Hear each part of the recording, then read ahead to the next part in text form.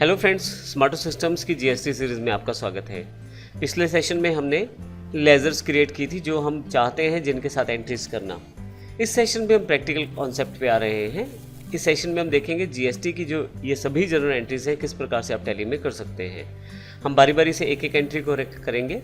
अगर आप लेजर्स बनाना चाहते हैं तो पिछला एग्जाम्पल आप देख सकते हैं।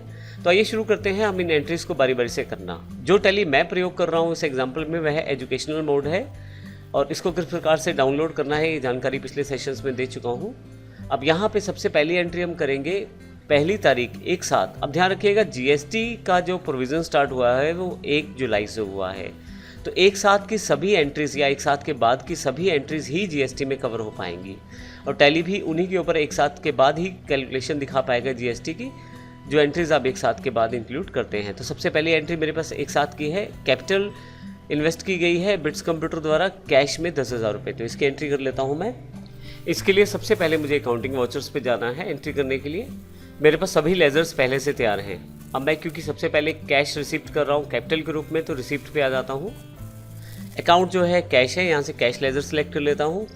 कैपिटल इन्वेस्ट हुई है 10,000 रुपये तो उसकी एंट्री यहाँ पर मैं शो कर देता हूँ। नरेशन आप डाल सकते हैं, मैं अभी नरेशन को खाली छोड़ देता हूँ, यस कर देता हूँ। तो पहली एंट्री हमारी हो गई है।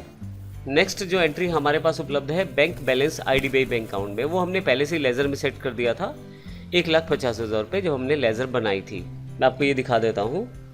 यदि आप यहाँ पे अकाउंट्स इन्फो पे चले जाएँ, लेज़र्स पे चले जाएँ और डिस्प्ले पे चले जाएँ तो यहाँ से मैं आपको आईडीबीआई बैंक का बैलेंस दिखा देता हूँ। 1,50,000 रुपये डेबिट बैलेंस है जो पहले से हमने जब अकाउंट बना रहे थे तभी एंटर कर दिया था।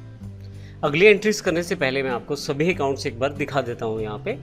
अब लेजर्स पे जाकर अगर डिस्प्ले पे चले जाएं तो अभी इस समय मेरे सभी लेजर्स यहाँ पे उपलब्ध हैं।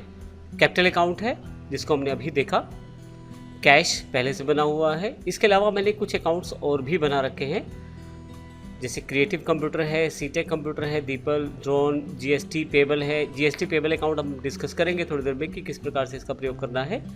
बैंक अकाउंट है। इसके अलावा जो सबसे इम्पोर्टेंट पार्ट है जो पिछले एग्जाम्पल से अलग है क्योंकि हमने इनपुट आउटपुट टैक्स को तो पिछले एग्जाम्पल में भी किया था। फ़र्क ये है कि इस बार हम परचेज पे दिए जाने वाले सभी टैक्स जो जीएसटी टैक्सेस हैं परचेज पे दिए जाने वाले उनको इनपुट लेजर्स में स्टोर करने वाले हैं। इसके लिए हमने इनपुट सीजीएसटी, इनपुट आईजीएसटी और इनपुट एसजीएसटी अकाउंट्स बना रखे हैं। इसी तरह से सेल्स में जो टैक्स हम लेने वाले हैं वो सभी आउटपुट जीएसटी लेजर्स में स्टोर किए हैं। Output CGST, output IGST, output SGST. ये मैं आपको इसलिए यहाँ पे बता रहा हूँ ताकि एंट्री करते समय आप इस चीज़ों को समझ के चलें। जब हम अपने राज्य से कुछ परचेज करेंगे या इंट्रा परचेज करेंगे तो उस केस में हमें जीएसटी देना पड़ेगा और वह इनपुट सीजीएसटी और इनपुट एसजीएसटी के नाम से स्टोर करेंगे। दोनों, अगर मेरा प्रोडक्ट 18% का है तो दोनों 9% में बढ़ जाएंगे। अगर टैक्स 28% का है तो 14% में बढ़ जाएंगे। और इसी तरह से हमारे पास यदि हम सेल्स करते हैं जो इंट्रा सेल्स हो अपने राज्य में तो हम जीएसटी को आउटपुट सीजीएसटी और आउटपुट एसजीएसटी में स्टोर करेंगे। ये सब जानकारी वैसे हम पिछले सेशन में ले चुके हैं। यदि आप चाहें तो पिछला सेशन एक बार रिवाइज कर सकते हैं जिससे आपको सभी टेक्निकल चीज़ें समझ आ जाएंगी। और इसी तरह से मैंने यहाँ पे एक इनपुट आईजीएसटी लिया है। यदि मैं राज्य के बाहर से कुछ परचेज कर रहा हूँ, इंटर स्टेट परचेज कर रहा हूँ तो इनपुट आईजीएसटी मुझे देना पड़ेगा 18%। और यदि मैं राज्य के बाहर कुछ सेल्स कर रहा हूँ तो आउटपुट आईजीएसटी मुझे चार्ज करना पड़ेगा। तो अल्टीमेटली अगर आप अपने राज्य से कुछ परचेज करते हैं तो सीजीएसटी और एसजीएसटी के रूप में टोटल टैक्स 18%, जीएसटी के रूप में। और यदि आप राज्य के बाहर से कुछ परचेज करते हैं तो इनपुट आईजीएसटी होगा 18%। इसी तरह से यदि हम अपने राज्य के अंदर कुछ सेल्स करते हैं, जीएसटी अगर 18 है तो आउटपुट जीएसटी 9% और आउटपुट एसजीएसटी 9%। और यदि हम अपने राज्य से बाहर कुछ सेल्स करते हैं तो आउटपुट आईजीएसटी 18%। ये मेरे पास 6 अकाउंट्स यहाँ पे मैंने बना लिए हैं। अब यहाँ पे नीचे हमारे पास प्रॉफिट एंड लॉस पहले से अवेलेबल है। परचेज के 2 अकाउंट्स हैं, सेल्स के 2 अकाउंट है। अब हम देखेंगे इन सब में एंट्रीज किस प्रकार से करनी है। तो आइए शुरू करते हैं। सबसे पहले पहली एंट्री जो परचेज से रिलेटेड है। अब यहाँ से हमारी मेन एंट्रीज शुरू हो रही है। सबसे पहले एक साथ को 5 लैपटॉप परचेज किए गए हैं एचपी के और यह परचेज किए गए हैं क्रिएटिव कंप्यूटर से जो अम्बाला बेस्ड कंपनी है हरियाणा से ही। तो इसका मतलब ये जो परचेज़ होने वाली है ये इंट्रा स्टेट परचेज़ है, अर्थात अपने ही राज्य में परचेज़ है। तो इस कारण से इस पे हमारे पास जो जीएसटी लगेगा वो सीजीएसटी और एसजीएसटी के रूप में लगेगा। लैपटॉप पे 18% टैक्स है, तो यहाँ हरियाणा में मैंने जो लैपटॉप खरीदे हैं 5, 10,000 रुपये प्रति लैपटॉप के हिसाब से खरीदा है, तो टोटल बैठते हैं 50,000 रुपये। मैंने बताया कि जीएसटी जो है 18% है इस पर, सीजीएसटी जिसमें 9% और एसजीएसटी 9%, तो 4500 रुपये मैंने जीएसटी बॉक्स में दिखाए हैं और 4500 ही मैंने एसजीएसटी, दोनों इनपुट है। 4500 मेरे पास यहाँ मैंने दिए हैं और 4500 मैंने यहाँ एसजीएसटी के रूप में, टैक्स के रूप में दिए हैं, तो 50,000 की टोटल अमाउंट है। आइए इसकी एंट्री करके देखते हैं। सबसे पहले इसके लिए सबसे पहले मैं अकाउंटिंग वाउचर्स पे चला जाता हूँ। यहाँ पे क्योंकि परचेज है तो परचेज सेलेक्ट कर लेता हूँ। यहाँ पे मैं यह परचेज का बिल्कुल सिंपल एग्जांपल हम करने जा रहे हैं।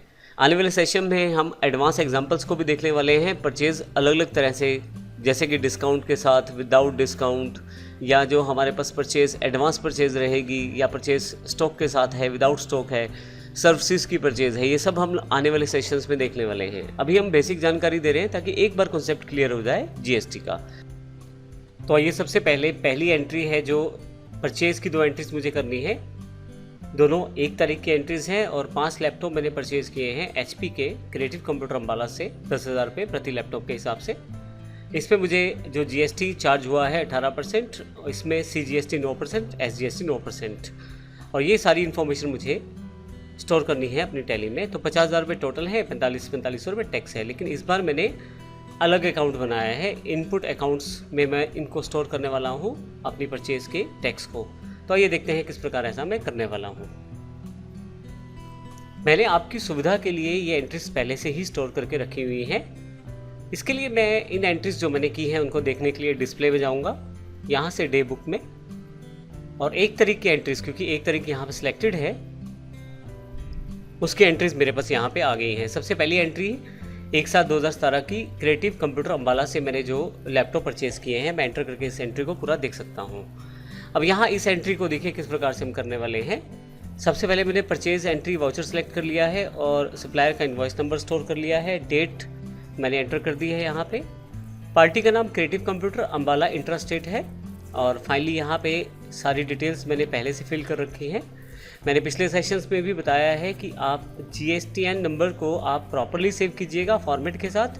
अगर प्रॉपर फॉर्मेट सेव नहीं होगा तो कुछ केसेस में टैली जो है आपकी उन एंट्रीज को इग्नोर कर देगा जहां फॉर्मेट सही नहीं होगा।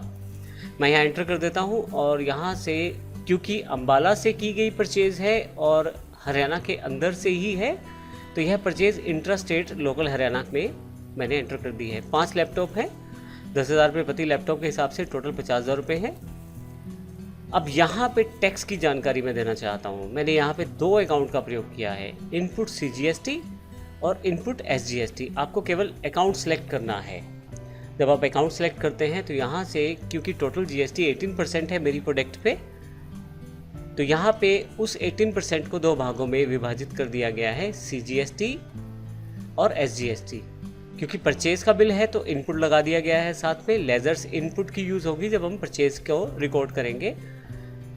तो input CGST 9%, input SGST 9%, total 18% यहाँ पे। जैसे ही एंटर करूँगा आप देखेंगे अमाउंट खुद ही कैलकुलेट होकर यहाँ पे आ गई है।